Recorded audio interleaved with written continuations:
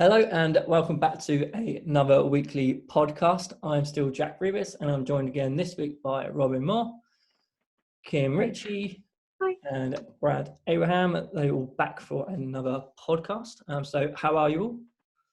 Good, really good. Well. Yeah, I'm good, thanks. Yeah, having a good week, everything? Week's been going So well? far. So 4 far. day Yeah, it's been busy. 4-day week. It is a 4-day Yeah. week. Very nice. Looking forward That's to that. holiday. Okay, perfect. Okay, so this week we are going to be talking about self-employed and the coronavirus and how the coronavirus has affected the self-employed, what grants and schemes are out there available for the self-employed, just generally how they're feeling really. So we'll get straight into it. Basically, have you guys spoken to anybody that is self-employed, whether they're a client or not, and how are they feeling, what have they said to you really? So Kym, do you want to go first? Yeah, my neighbour actually, he does Uber Eats. And obviously when McDonald's closed down, that was his main one that he would use. So when that closed, he just basically stopped working. He was panicking about his income and things like that and getting the 8%. I think he said he applied for universal credit. Okay. So he's managed to get back doing some Uber Eats now, but obviously nowhere near as busy as it was. Mhm. But he was asking me about the claim, and actually I checked, was it yesterday, and it said about it was opening up 13th of May, I think. So told him to log in and have a look, and it says he's eligible and to come back. It says come back on the 15th. I'm not sure why it's got different dates, but yeah, so he's been chasing me up about it.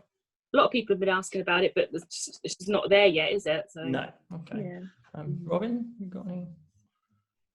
Yeah, I think the people I've spoken to have kind of just been like confused about if they're eligible or not, because obviously it's something that HMRC contacts them about, that you don't really know what's going to happen until you get that message. Yeah. So Yeah, definitely. Okay, I'll come on to that point as well in a second. Brad, have you got anything you want to say? Yeah, so one of my mates, he's a plasterer, so he finished his apprenticeship at college, and then at the start of this year in January, he went self-employed.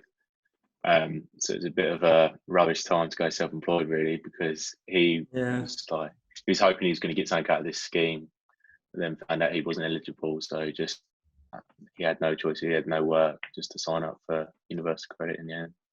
No, it was unfortunate that we weren't really eligible there. But so talking about the eligibility, so HMRC have actually now released a online tool that you can actually go on and check that you're eligible.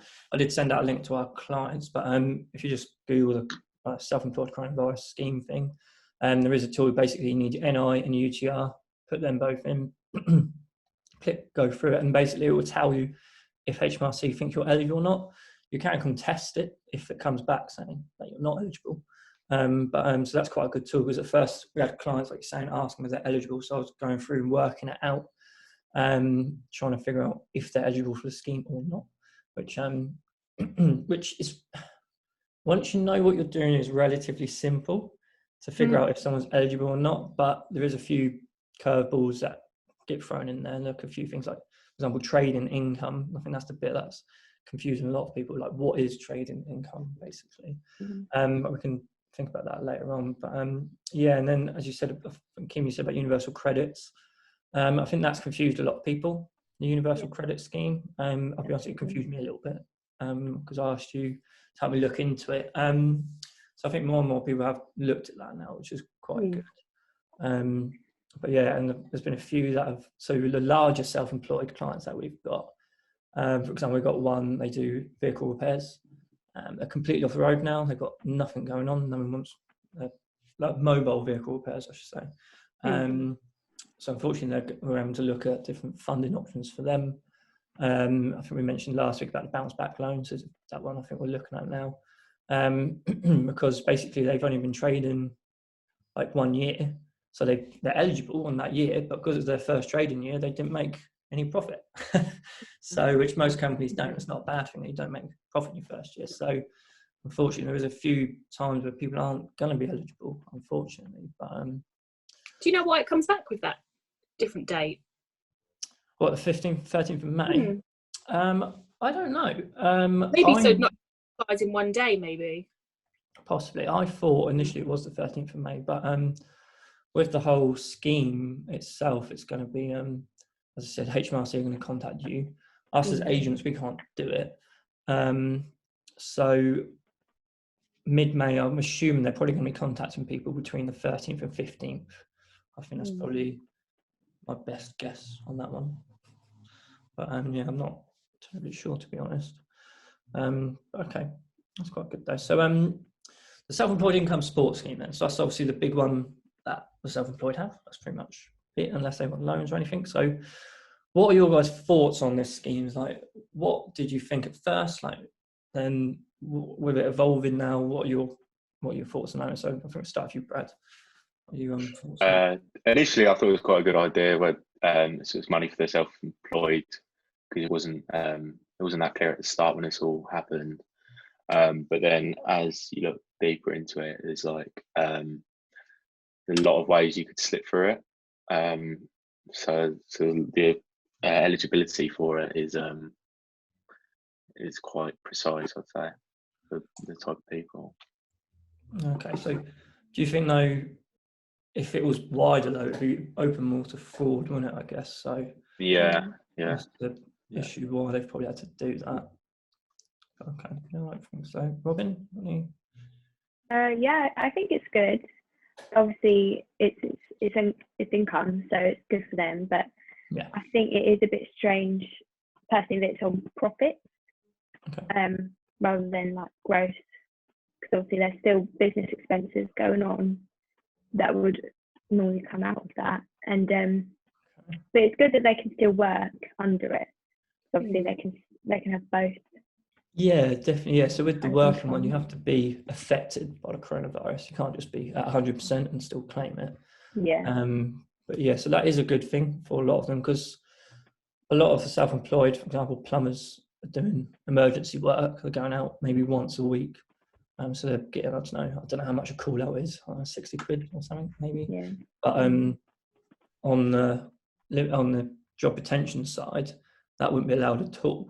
It's one or the other. So I guess there is a good thing there. But okay, Kym, Yeah, so I think it's good because it kind of evens out employed and self-employed again. That, but like Robyn said, why they're doing it on one way like that. But I suppose we don't really have business expenses. It's hard, isn't it? Because if I was a self-employed person, I might feel differently. But I think it's fair all round.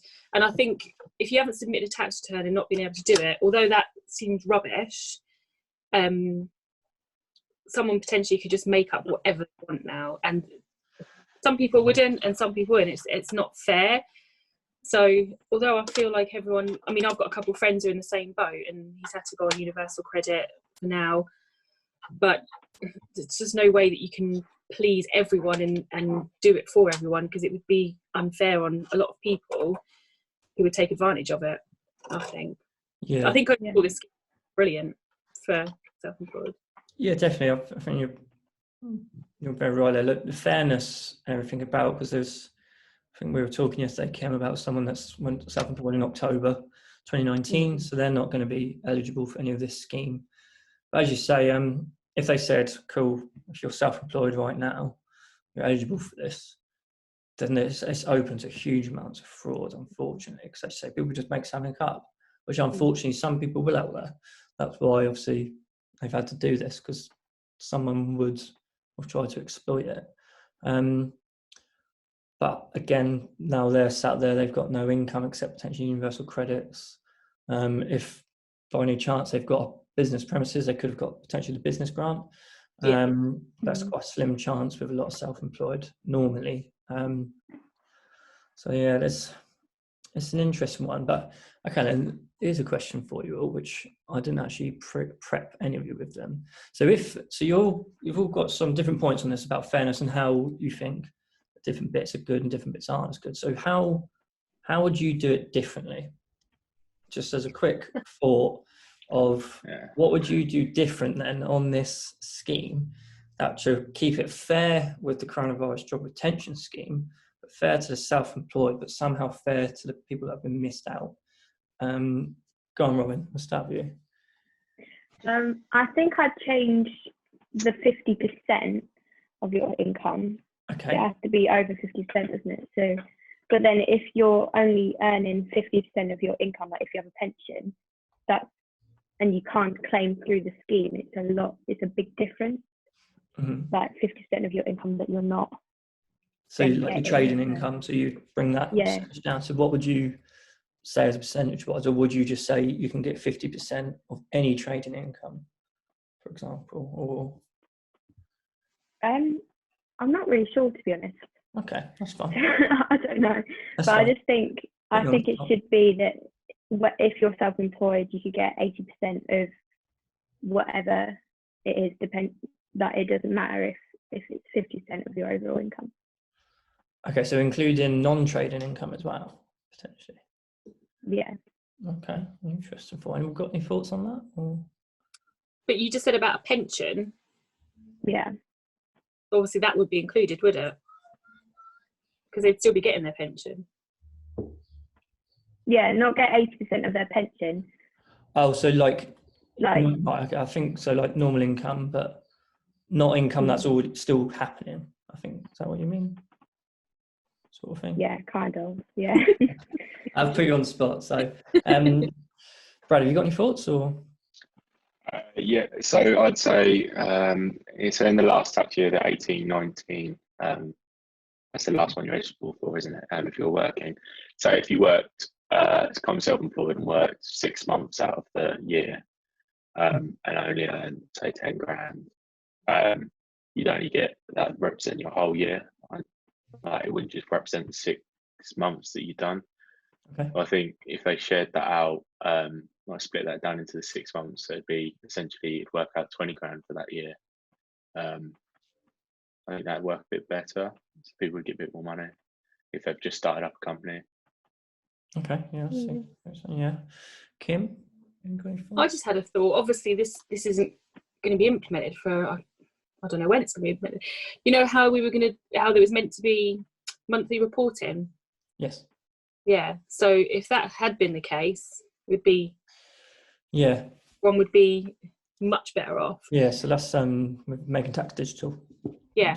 So obviously that's not even there yet. No, well, I know, like, obviously some people, I still think they should maybe be able to claim benefits, because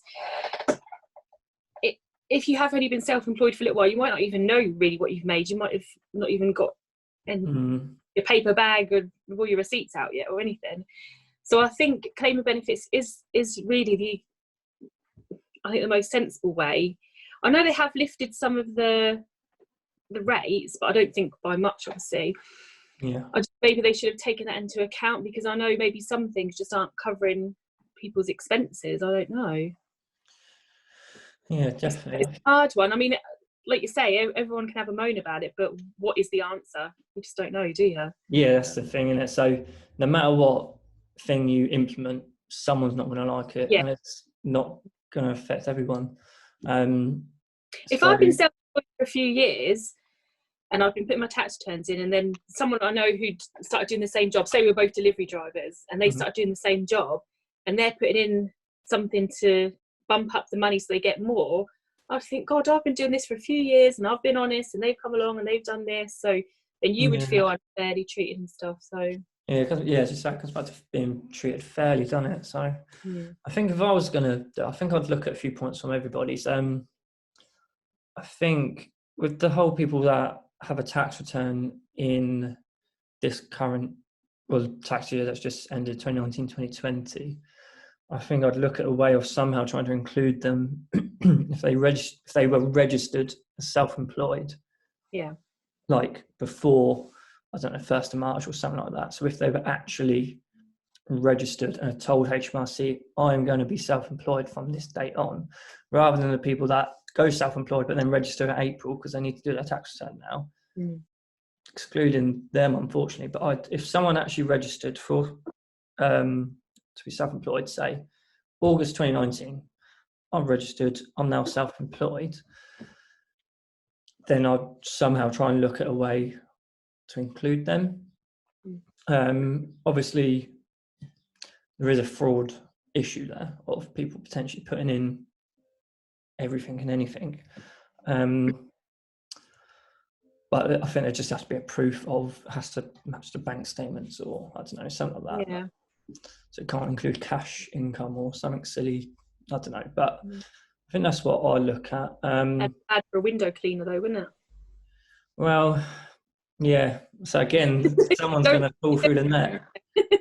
Someone's going to slip through the net. And I think, and looking at Robyn's thought of dropping the 50% bit, I like the idea of it, but I don't think I'd include non-trading income. For example, rental income, that's not included. That's not a trading income, which I do agree with, because most people that are renting or own properties can get relief elsewhere. So they've got their mortgage reliefs and all that kind of stuff. So I think, again, that one I think is correct on how they've done that. As you say, no matter what you do, no matter who you say or whatever, someone's not going to like it. Yeah. Fall through the net. So I think it's sort of on the self-employed, also with the directors, sort of mentioned them about the dividends, but I think I would have tried to introduce a different scheme for directors only, rather than, so they can get their furlough, not a self-employed scheme, but try and see if there's somewhere else or some other way to help them, because there's thousands, if not millions, maybe not quite millions, but hundreds of thousands of directors in the UK who would have been affected by this to take small salary and large dividends. So yeah, I think they need a different scheme. So I guess because a lot of directors see themselves as self-employed. This is a big issue we've had, which goes back to the first point of what clients have been saying to us.